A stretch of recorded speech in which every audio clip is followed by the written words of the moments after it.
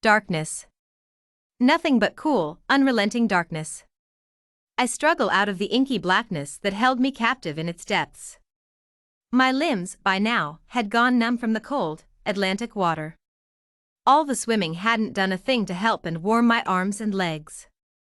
Part of me wanted to look down and see if my fingers had started to turn purple, but I knew that I needed to continue looking towards the horizon. My movements became sluggish and my head went under the waves more than a few times, but I refused to give up completely. I needed to keep on going. I needed to survive. My skirts twisted around my legs in the water, and my irritation rose. I could stop and tear them off, but that might mean that I would have to go under the water for a few seconds, and that may mean that I may not be able to get back up to the surface again. But if I continued on like this, then I was going to go under anyways.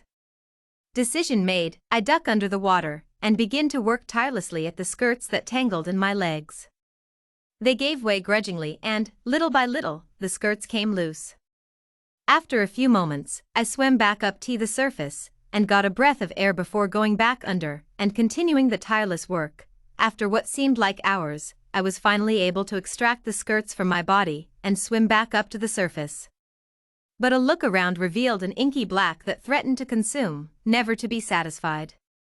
Panic clawed at my throat and I paddled furiously to the white glow of the moon beyond the glossy sheen of the waves. The salt water stunned my eyes. My lungs felt like they were about to burst. Air, cool and sweet, filled my lungs as I broke the surface. Floundering and gasping, I floated for a few moments trying to get my bearings. I didn't dare peek down at the water below. I was afraid. Afraid of the unknown that lay beyond those cool depths. Afraid of what may come to the surface, to take and to steal. With a newfound vigor, I began to paddle once more. There was an island just on the horizon, and although I knew that it was farther than what it appeared, it was my only hope, and I had no intention of wasting it. I began to swim. My arms and legs tingled from the numbing sensation that engulfed them, but I couldn't really bring myself to care. Not right now, not in this moment. Seconds turned to minutes, and minutes turned to hours as I continued my relentless journey. I would float and swim intermittently, hoping to reserve energy in that way. But each time that I took a break, I found it all the more harder to begin anew. Finally, I felt the grainy shores lightly touch my struggling feet. I almost cried with relief as I tried to stand. My shift clung to my skin as the night's cool air touched my shaking body. I shivered uncontrollably, and my legs threatened to buckle. Tears of joy and pain fell down my cheeks, mingling with the salt water that ran off my body. I struggled up and out of the waters, and onto the beach beyond. It was ice and rock, not the sunny Caribbean islands that we had left mere weeks before. I collapsed to my knees, finding that my legs did not have the strength to carry me any further.